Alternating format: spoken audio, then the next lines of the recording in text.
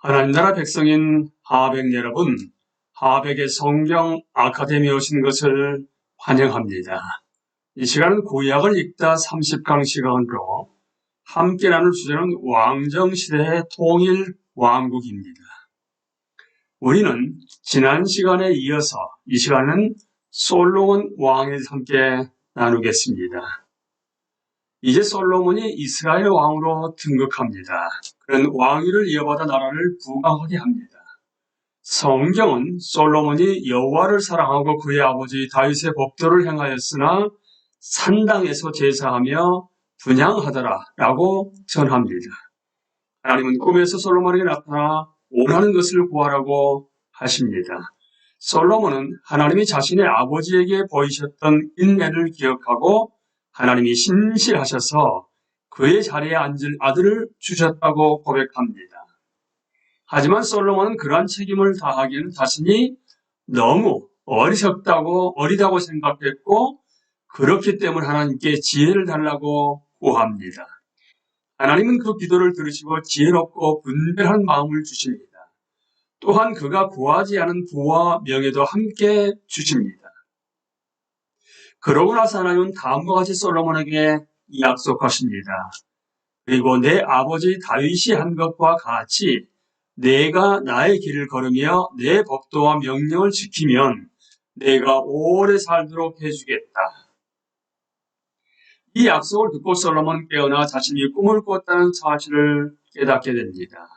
솔로몬은 출중한 지혜를 지닌 자로 주의 나라에까지 알려졌습니다.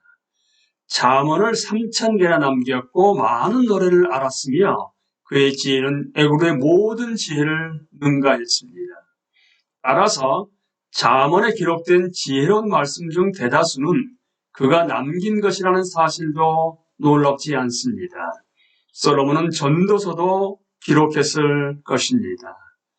저자의 이름이 명시되어 있지 않기 때문에 확신할 수 없지만 솔로몬은 예루살렘에서 왕위를 누린 다윗 왕조의 왕이었습니다. 솔로몬의 통치 아래 이스라엘의 영토는 확장되었고 주의 나라는 조공을 바쳤습니다. 그 땅의 평화가 깃들자 솔로몬은 다윗의 아들이 하나님의 집을 건축하리라는 하나님 말씀에 따라 성전 건축을 시작하기로 결심합니다. 이제 솔로몬이 예루살렘의 성전을 건축하다. 하나님의 영광이 성전에 충만하다. 솔로몬은 지혜로웠지만 많은 이방 여인을 아내로 둔다. 솔로몬의 아들 르호보암은 그 왕국을 빼앗길 것이다 순으로 하나씩 나누겠습니다.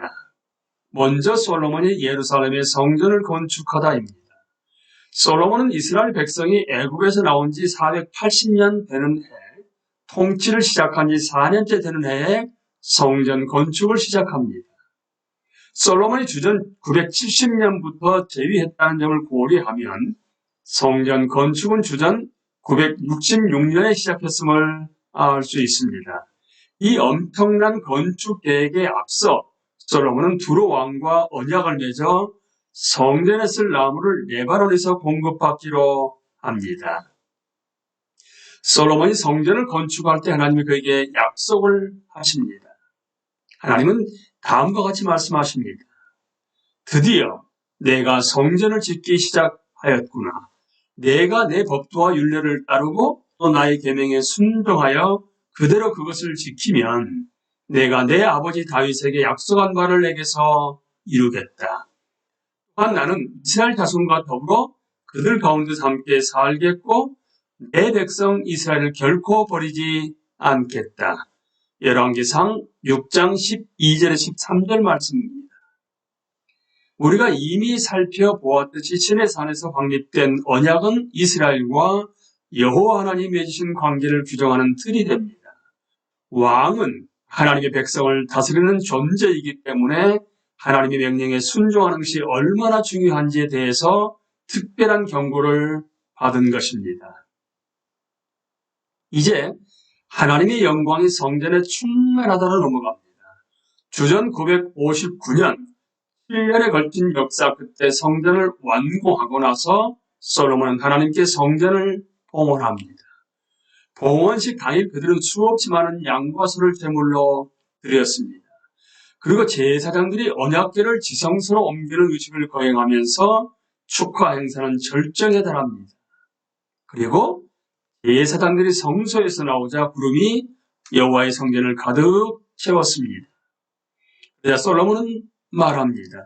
여호와께서 캄캄한 데 계시겠다 말씀하셨사오나 내가 참으로 주를 위하여 계실 성전을 건축하였사오니 주께서 영원히 계실 처소로소이다. 이때가 이스라엘의 전성기였습니다. 하나님이 이제 자기 백성들 가운데 거하시기 때문입니다. 우리는 출애굽기 위해서 하나님이 구름으로 그의 백성 가운데 임재하셔서 백성을 애굽에서 인도해 내신 것을 알고 있습니다. 시내산에 얹혀있던 구름도 이와 같은 구름이었습니다. 모세가 성막 건축을 마무리했을 때도 하나님의 임재의 구름이 그 거룩한 곳을 채웠습니다. 하나님의 임재는 이스라엘이 하나님의 백성임을 구분해주는 것이었습니다. 솔로몬이 출애굽 이후 거의 500년 만에 성전을 봉헌하는 순간 하나님의 영광스러운 임재가 그곳을 채운 것입니다. 이는 확실히 이스라엘 이야기에서 정점이었습니다. 하지만 우리는 솔로몬과 그의 아들들이 하나님의 방법에 따라 행할 때만 하나님이 자기 백성과 거하시겠다고 약속하셨다는 사실을 기억해야만 합니다. 하나님은 모세의 언약을 주시면서도 이스라엘 자손에게 그들이 하나님의 율법을 따를 때만 그들과 거하시겠다고 약속하셨습니다. 하지만 하나님의 백성이 신실하지 못했음을 드러내는 증거가 많이 있습니다. 구약 성경을 연구하다 보면 에스겔 시대, 즉 예루살렘이 멸망하기 몇 해 전에는 솔로몬이 지은 바로 그 성전에서 우상 숭배가 이루어진다는 사실을 보게 됩니다. 그렇게 성전은 이스라엘의 가증함으로 더럽혀질 것입니다. 그 결과 하나님의 임재는 그곳을 떠날 것입니다.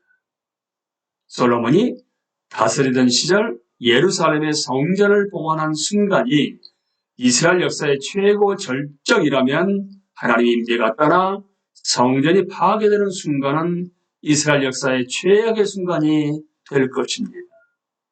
하나님의 임재가 하나님의 백성이 계속 머물러 있으려면 죄의 문제가 반드시 해결되어야 했습니다.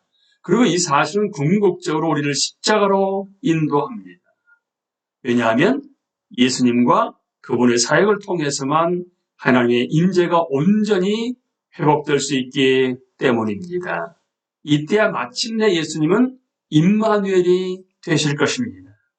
즉 하나님이 우리와 함께 하신다라는 그 약속이 성취될 것입니다. 구약 이야기를 이어가 보도록 하겠습니다. 솔로몬은 성전 봉헌식에서 언약을 지키시고 인애를 베푸시는 하나님을 찬양합니다. 솔로몬은 하나님께 다윗에게 주신 언약을 지켜주실 것을 간구합니다. 내 자손이 자기 길을 삼가서 내가 내 앞에서 행한 것 같이 내 앞에서 행하기만 하면 내게서 나서 이스라엘의 왕위에 앉을 사람이 내 앞에서 끊어지지 아니하리라 하셨사오니 이제 다윗을 위하여 그 하신 말씀을 지키시옵소서. 봉헌식에서 솔로몬 기도와 제복의 중요성을 강조하며 백성에게 죄를 저지르면 하나님의 심판이 임한다는 사실을 상기시켰습니다. 솔로몬은 죄 없는 사람이 없다는 사실을 알았기 때문입니다. 그들은 하나님께 기도하고 하나님의 용서를 구해야 했습니다. 솔로몬은 하나님께 하늘에서 들으시고 용서해 주실 것을 간청합니다. 마지막으로 솔로몬은 하나님을 송축하며 말합니다.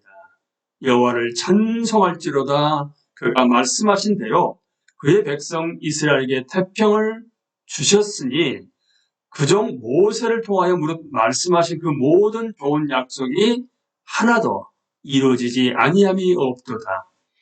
우리 하나님 여호와께서 우리 조상들과 함께 계시던 것 같이 우리와 함께 계시었고 우리를 떠나지 마시오며 버리지 마시옵고 우리의 마음을 주께로 향하여 그의 모든 길로 행하게 하시오며 우리 조상들에게 명령하신 계명과 법도와 율례를 지키게 하시기를 원하오며 열왕기상 8장 56절에서 58절 말씀입니다.